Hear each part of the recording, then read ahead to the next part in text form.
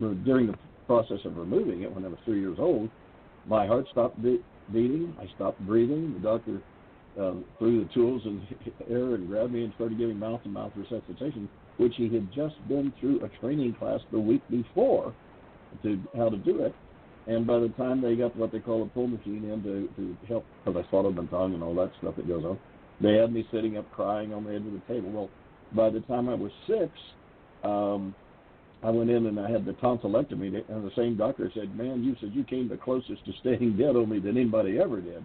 Now, interesting enough, my 2 older brothers looked more olive, light tan olive skin from the Scottish side, by the Johnston clan, and my dad was almost black hair, dark brown hair.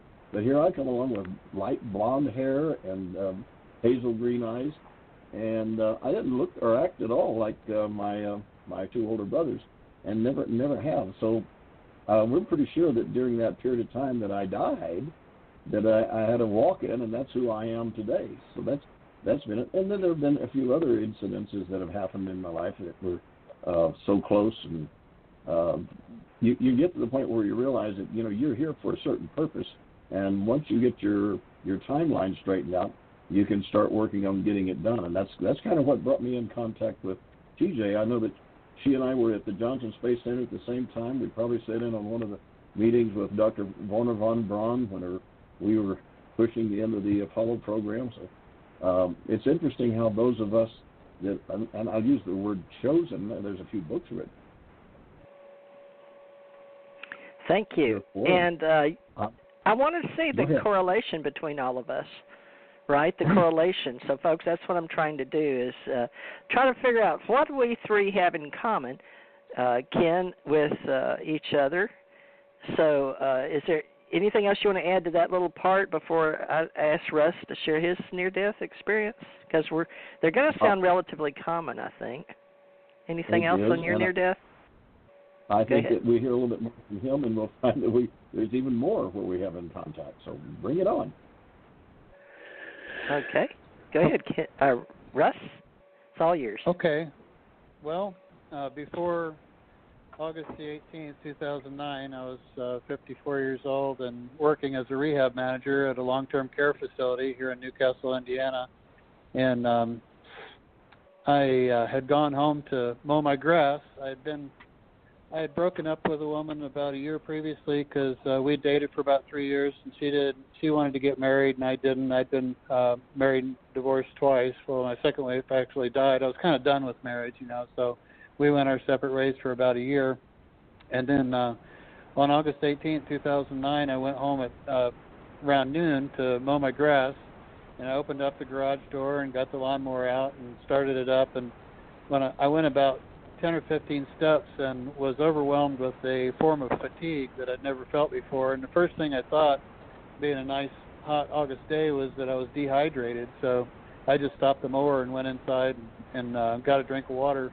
And I was feeling a little nauseous, so I turned the air conditioner on and laid down on my bed and kind of flip-flopped around trying to get comfortable. And I started feeling a little bit better, so like a dummy, I thought I wanted to finish up the yard before I went back to work. So I went back out there and pulled the string on the mower again, started it up. I got about 15 to 20 feet, and the same feeling came back, only about 10 times worse. And I instantly realized what was going on. I was having a heart attack. And I really thought I was a goner, so I started looking around, walking around in circles like a puppy dog trying to find a place to do his business because I didn't want to fall and hit my head on the gravel. Kind of a silly thing to cross your mind. But I'd always been I was raised as a fundamentalist Christian, but I got away from that when I actually read the Bible and discovered that a lot of the stories in the Old Testament were rehashed from Sumer and kind of retold tales from previous cultures. And I guess I considered myself an agnostic, but because I had a curiosity, I was really curious more than anything. I wasn't scared when this was happening. I was really sure that I was going to pass away, but it was like I get to find out, if there really is anything on the other side, because an eternity of unconsciousness isn't anything to really be afraid of. You're not going to know it at all. So I was just kind of like looking for a place to lay down and die.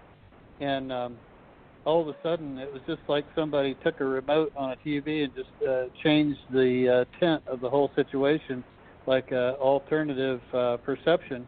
And there was no birds singing all of a sudden. There was no sounds of the traffic or anything.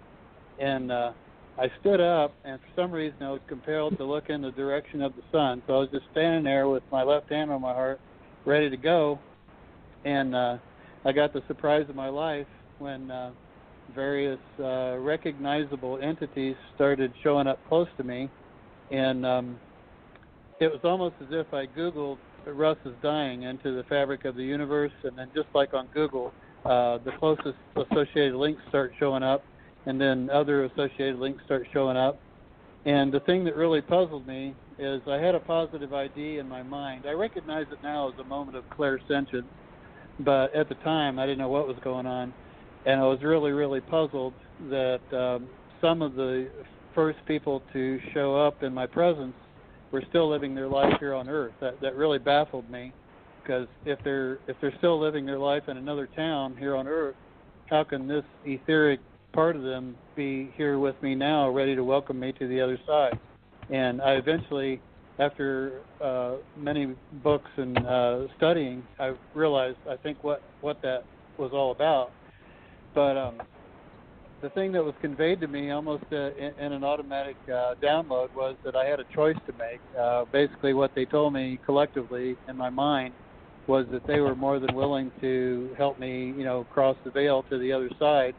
But are you sure you want to go right now, because life on Earth is sort of precious?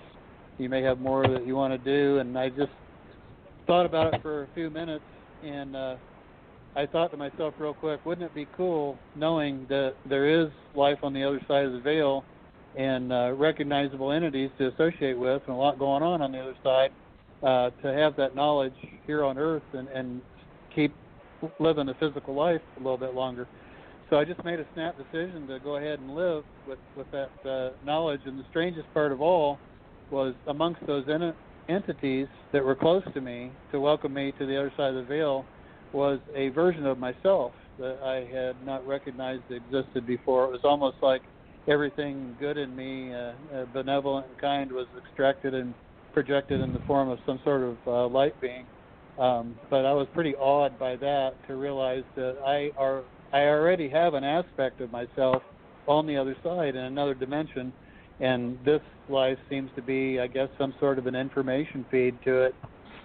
And eventually I would get into a lot of explanations about that with the simulation hypothesis and David Chalmers' matrix hypothesis. But anyway, I decided to live, so I went in and I got my keys. I drove myself to the hospital because I knew I wasn't going to die, because I just made that choice and had an encounter with otherworldly beings. And I just parked my car at the front door and walked in with the keys in my hand and told them I was having a heart attack, and if they would park my car kindly and bring my keys to wherever they take me. So they put me in a wheelchair and put me in a room, and here morphine, and the doctor comes over and he says, yeah, you're having a heart attack, and we're not really set up to deal with it here. We've got to put you in an ambulance about 40 minutes up to Ball Hospital in Muncie. And first thing I thought of was, oh boy, I get an ambulance ride. I always wanted to see what that was like. And when they wheeled me outside the hospital into the ambulance, the sun hit my face, and I was just filled again with that warm feeling that this isn't the only life that there is, that there's life waiting for us on the other side when we pass. And I thought of my friends and loved ones that were so kind to me in that situation, and I thought of them all the way up to the hospital. And there was two EMTs in the ambulance. One was a guy who was about in his 50s, and then there was another younger woman. They both kept looking up at the monitor, and I felt sorry for them, that they were worried that they were going to lose me. So I told them a story about the previous weekend and me getting stung on the ankle by a bee, and the older gentleman said under his breath, he'll think bee sting when he gets to that cath lab. And I just laid there thinking, I wonder what he meant by that. Well, I found out because when we went up to Ball Hospital in the emergency room, the doctors were standing there, and they said they could either do a quadruple bypass or try a couple of stents to see how that worked. And I said, well, I don't know really the ramifications of anything about that, so tell me real quick. So in about 30 seconds, they told me, and I made up my mind, and I said, I'll take the stents. And so I got to watch them actually put the 2 stents in the back of my heart, and that was really cool. I didn't think it was going to make it because it looked like a hose that you would twist. I mean, the artery was completely shut off, but this little bitty jangling Chinese handcuff-like device went up there and popped the artery back open. But I learned what the guy meant about the bee sting, because when they put the needle in your femoral artery, they've got you on some type of sedation where you know it hurts, but you don't care. And I remember, that's what he meant. But as they wheeled me out of there, one of the people that showed up for me in my yard as I was dying was the woman that I had been estranged from for about a year. And she was there with tears rolling down her face. They wouldn't let her in because she wasn't family. And as they rolled me by there, I realized that the only reason she and I were separated is because of my fear. And I told myself right then, I'm going to fix this. So I spent the night in the hospital. They discharged me the next day. And 2 months later, Julie and I flew to Las Vegas and got married by Dracula. Wow. So we've been married for like 9 years, and I think we're going on our 10th wedding anniversary. I get to do your October the 30th. What's that? I'll do your one up on that one. Oh yeah. Yep. Go ahead. My wife, and past lives, we know now that we were in contact before. But then when I was at the Boeing company up in Seattle, I went to this social thing called Parents Without Partners. And the woman that took my money and she said, I want you to meet somebody. And she took me over and introduced me to this woman named Frances Helen Long. And we chatted for a little bit. And my brilliance, I said, I bet you wonder what a guy like me's doing at a place like this. And she says, no, not really. So, anyway, a month and a half later, we were married, 1.5 months. And she left being the administrative assistant, the vice president of the branch of Boeing company, doing great well. And she left all of that and brought the 2 little girls. And we went to California, to Vandenberg Air Force Base, to work on missiles and everything else. So, well, we only knew each other for a month and a half when we got married. We've been married now for 37 years. Wow, congratulations. Yeah, for both of you, just staying married, period, because I've lived through all my husbands, many of them, so that's part of my reality. Now, we're talking about how to build a new reality with our time, space, and measurement of who, what, when, where, why, how, sometimes how many, and sometimes how much in our civilian and military complex combined lives with the way that we have set up the structure. Now, the one thing that I've heard that all 3 of us were military. Now, is that correct? Because I was Navy. I haven't talked about my near death, but we'll get into at least the dates or the times or something on me, because I want to get your stories down. And mine's been on here for years with TJ Marcy 2 Radio, but I'll go over the date or something about it. But now, Ken, you're a Marine and NASA in Grumman, and Russ, you were Army, and I was Navy, but weren't you Army? Is that what you said, or Air Force? Army. I was Army, but in my own case, just about everything in my psyche rebelled against everything military. I've been an anti-military activist for the rest of my life since I got out of there, because I realized what the program really was to train you and desensitize you to other human beings, to where you would accept an order to go kill total strangers, and I was not going to do that. I mean, I don't even care what the ramifications of that were or what people thought of me. So I had originally signed up for 4 years, but I got out after 2 years, and I felt like, I started life out as a failure as a soldier, so I just kind of wandered the earth for 2 or 3 years. And that was, looking back on it, that was one of the best periods of time in my life, because I lived perfectly fine without money.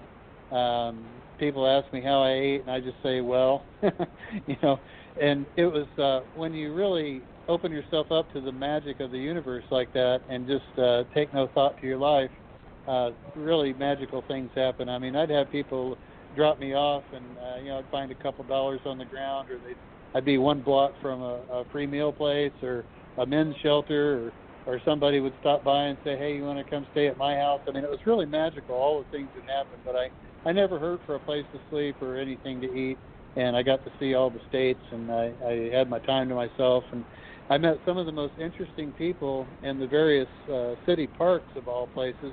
because there's people who are